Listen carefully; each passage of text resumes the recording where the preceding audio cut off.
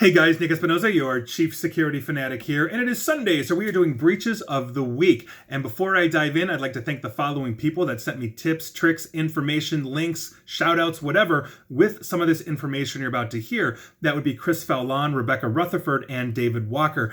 Guys, as always, it's appreciated. And if you have a tip for me, please let me know. I'm always willing to give you a shout out, and it always helps me out. Now, with that, let's start in Israel with a company called Strafic. Now, this is an Israeli marketing firm. They exposed 49 million unique email addresses after mishandling authentication credentials for their Elasticsearch database that was basically unprotected. 140 gig of contact details, names, phone numbers, and postal addresses were exposed. So heads up if you use Strafic or have anything to do with them. Moving on, let's head to San Diego and Rady's Children's Hospital, or Rady's Children's Hospital. Patient radiology information was accessed without information on as many as 2,360 patients between June 20th of 2019 and January 3rd of this year. This is according to a news release. The access information did not include social security numbers, credit card information, or radiology reports, including images and diagnosis, but it did include patient names, genders, the kinds of radiology studies that were ordered for these patients, and when those studies were ordered. So heads up if your child is a patient at Rady or Rady Children's Hospital in San Diego, California. Moving on, let's talk about the entire government of the country of Rwanda. A data center hosting both government and private sector servers in Rwanda was basically brought down by attackers. Most government websites immediately went down, including the president's own website and that of the state's army. And so no further information has been released by the government as they remediate this for obvious reasons. And so we're not exactly sure what happened, but if you have anything to do with the Rwandan government, you're probably out of luck for the near future. Moving on. Let's talk about Barbara Corcoran. Now, she is a TV personality on Shark Tank. She's one of the investors there, and she's also a real estate mogul, and she admitted this past Thursday that she was swindled out of more than $380,000 basically by a phishing scam. Now, the scammers used an email address that looked like it belonged to her assistant, but was misspelled by one letter. This email contained a fake invoice from FFH Concept GmbH, which is actually a legitimate German company, for $388,711. And so basically this was for real estate renovations, and it didn't raise any flags because this is literally what she does. And here we are. So this underscores, I don't care how rich you are, how smart you are, y'all need phishing training and awareness for stuff like this. Moving on, we're going to talk about the Desjardins Group, or Desjardins, or I'm not sure how to pronounce this. I'm so unbelievably American when it comes to French names. But last year, they had a theft, and this is an update. They had a theft of about personal data on 4.2 million of their members. This cost them $108 million. That is literally what they had to do for loss of money, reputation, improvements, remediation for security, reputation damage, and publicity, etc., etc., etc. Now, their chief executive, Guy Cormier, went on the record and said this impact, though, was less than 1% of the $18 billion in revenue they made in 2019. Still, $108 million is no small bill to pay when all you had to do was pretty much defend yourself better. Moving on, let's talk about the police department of Stuart, Florida.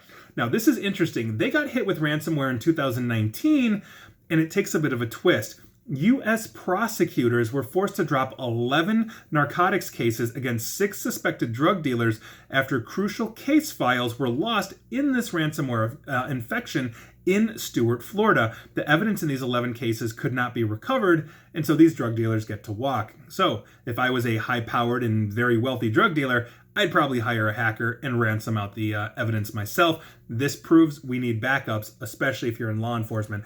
Moving on, let's talk about the Gadsden School District out of Las Cruces, which I believe is New Mexico. They just got hit for the second time with ransomware. They apparently did not learn their lesson. 7 months after ransomware knocked out their email systems, they got hit again, basically, and they got taken down this past Monday, and they are obviously working to correct. So guys, really, you're an educational institution. Learn. Moving on, let's talk about Total Quality Logistics. They are huge in the trucking world. So basically, trucking carriers use them very frequently, and these carriers were notified around 11 a.m. on Thursday that external hackers had breached Total Quality Logistics IT systems and may have gained access to customers' business information. Now, according to an email that was sent out by TQL's president, Carrie Brin, hackers may have gained access to tax number, bank account numbers, invoice information, including amounts and dates of the carriers working with TQL. So heads up in that world, basically. Moving on, let's talk about Samsung.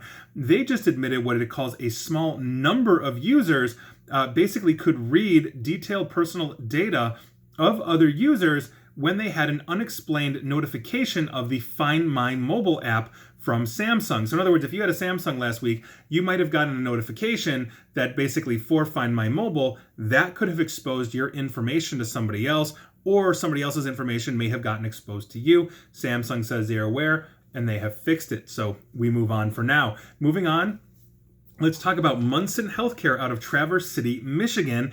They got hit with phishing, and basically names, insurance information, birthdays, treatment, and diagnostic information was exposed. A smaller number of individuals' financial information, driver's license numbers, and social security numbers were also impacted. Munson is notifying the affected individuals, but if you use them, heads up to you. Moving on, let's talk about the Pacific Guardian Life Insurance Company out of Hawaii. And if you use them, say aloha to your privacy because your identity was compromised. I don't actually have more information beyond that because the only article I could find on this was a local Hawaii publication behind a paywall, and I am not paying to tell you what I just told you. So heads up, you might want to check with them if you use Pacific Guardian Life Insurance. Moving on, this is an update on Wyze Labs, the IoT maker out of Seattle. They got basically hit last year, and approximately 2.4 million of their users had their data exposed.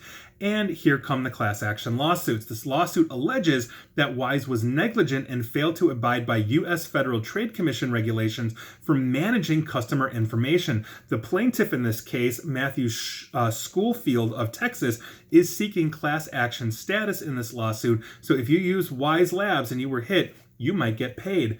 Moving on, let's talk about the Financial Conduct Authority in Britain, or FCA.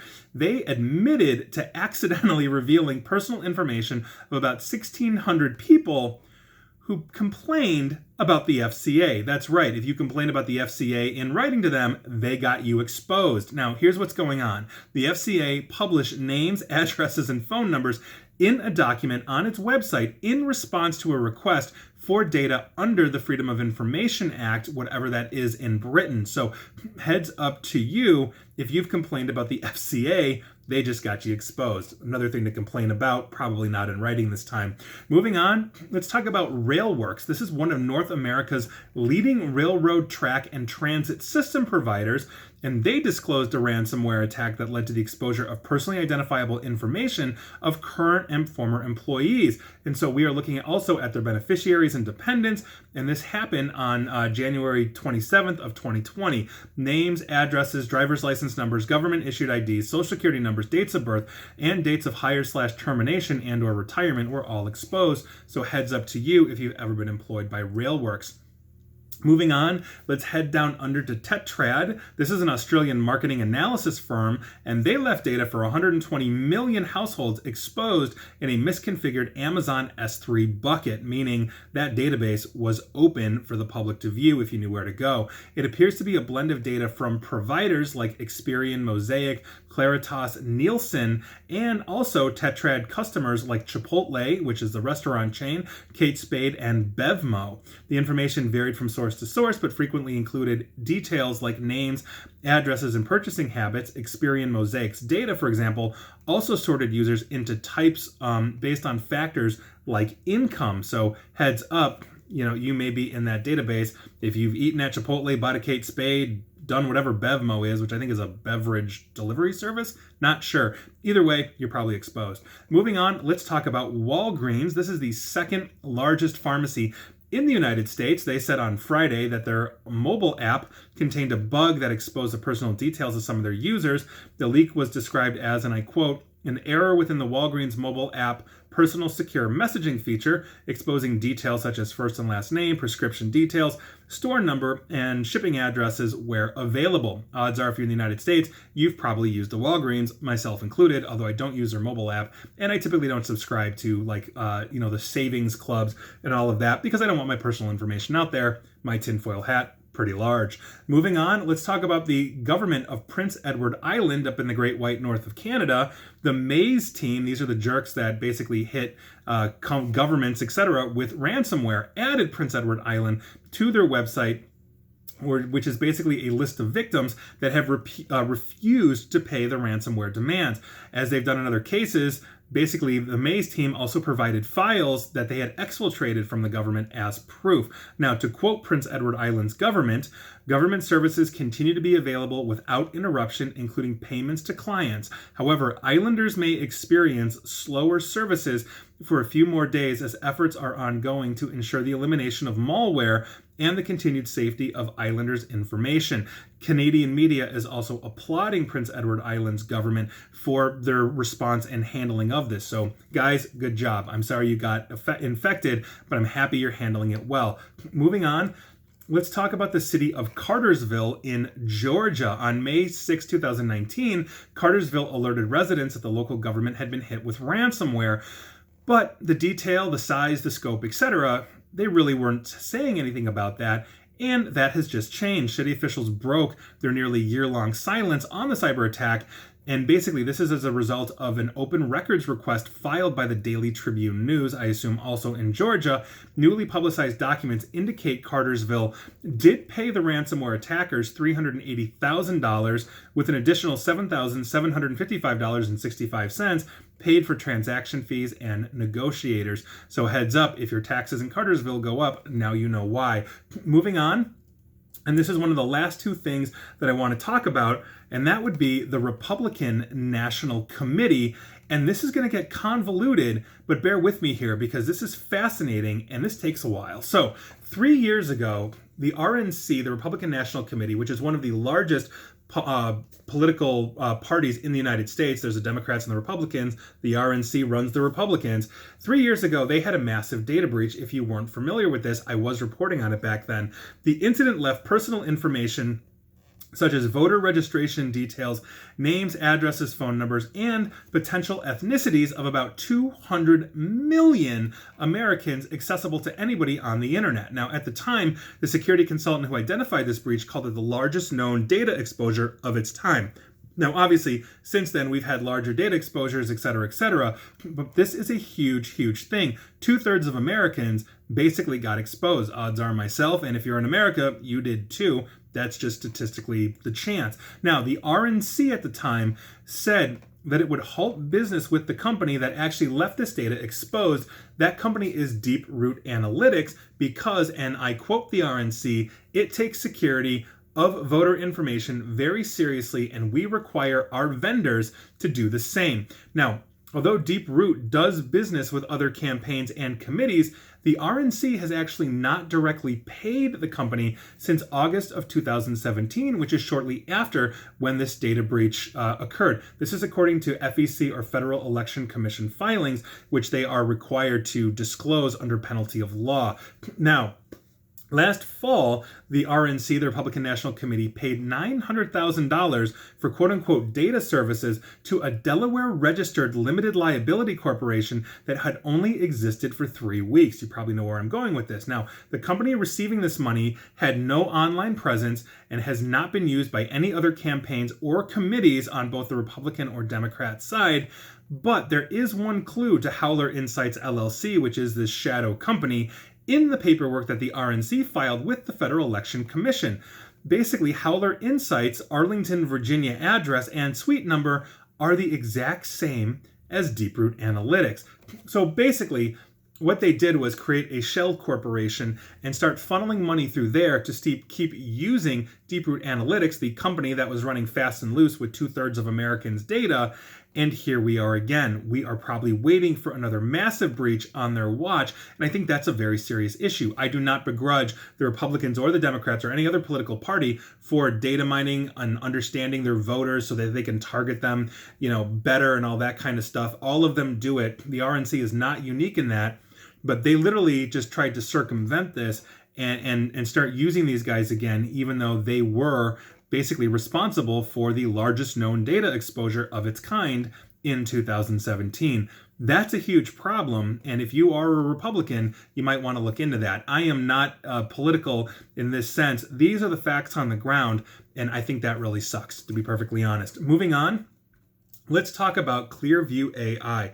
Now, I did a video on them a few days ago, and they are awful. Basically, what they are doing is they have been scraping Facebook, Twitter, Google, etc., and building a massive recognition database of billions of photos. My face, I have no doubt, is included, and if you are watching this, odds are you're included in that as well. And they have been basically selling this to others for facial recognition purposes. Now, here's the thing. They have been assuring absolutely everyone that they were basically selling this to law enforcement. They would not work, with foreign governments like China, Russia, etc. But BuzzFeed News, by virtue of this breach a couple of days ago, got the client list, and it shows that they're basically working with 2,200 law enforcement companies and individuals around the world. Basically, if you have the cash, they have the pictures. So let's look at part of this list, because I'm not going to read off 2,200 that BuzzFeed published. And some of these are obvious, some of these are surprising. So, for example, the U.S. Immigration and Customs Enforcement, or ICE, is using Clearview AI for facial recognition. The U.S. Attorney's Office for the Southern District of New York is using them. Macy's, the retailer, is using them. So if you walk into a Macy's, you're on camera, they're matching you to Clearview AI's database so that they can probably sell you or data mine you even more than you already are, especially if you've signed up for like a rewards program for them. The Federal Bureau of Investigation, because of course, Customs and Border Protection, also obvious, Interpol as well, and hundreds of local police departments. Now, here's the thing. The technology that they are spinning up is quite frankly dangerous. Facebook was looking at pioneering this, and they ran a test pilot in 2015 internal to Facebook, and they decided this wasn't a good idea. We can't do this. People are going to be up in arms. This is a bridge too far when it comes to privacy. And Clearview AI said, bridge too far. We're going to build that bridge, and we're going to build it bigger. And that's exactly what they did.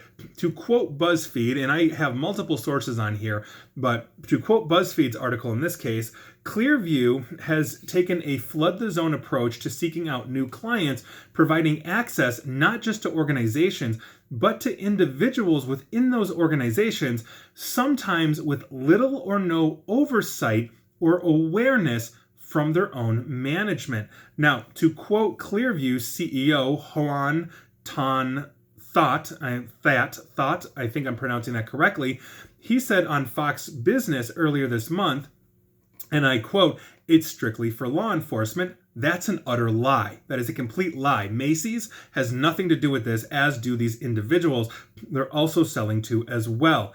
He said, and I quote, his company was focused on, and I quote, "focus on doing business inside USA and Canada."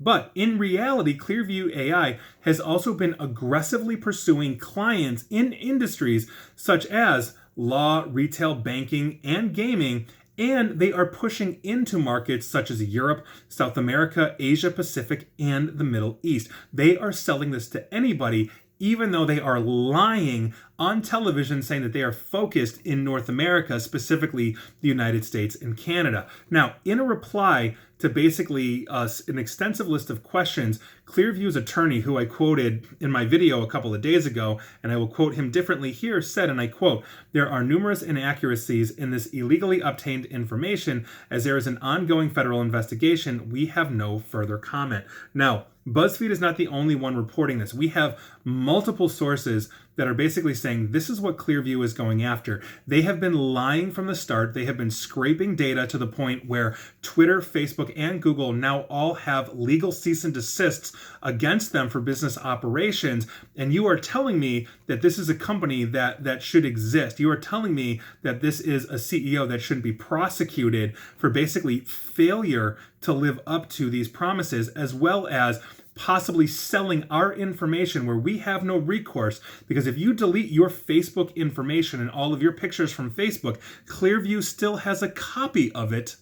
You're telling me they should exist. You're telling me this is okay. Now, this is all a matter of perspective. Some people say they can do whatever they want. If you're going on Facebook, this is public. To me, this is a massive privacy violation, because when I look at this in the future, here's what's going to happen, and here's what Facebook was trying to pioneer. I put on wearable glasses with a video camera. I walk down the street. I see you, and if it is tagged with Clearview AI, I get hit on you in my facial recognition database, and now I know everything about you. What if I am a stalker? What if I am psychotic? What if it's a false positive and the police are wearing the glasses and mistake me for a violent criminal? What happens then? We have serious problems with accuracy and facial recognition, and they are taking this ball and running with this. So that is food for thought. You may disagree with me on Clearview AI, but this is a company, quite frankly, that needs to be burned to the ground, and that's it. That's what I think. And so those are your breaches of the week. You were affected this week. Clearview AI pretty much proved that. And if you're America, unfortunately, the RNC may also get you breached again, not to mention everything else. And again, I am not getting political here, but these are just the facts on the ground. And that is your news of the day and your breaches of the week. And please like, share, follow me here on Facebook and Twitter at NickAESP. And please feel free to subscribe to me at YouTube as well. And as always, stay safe and stay online. Thanks, guys.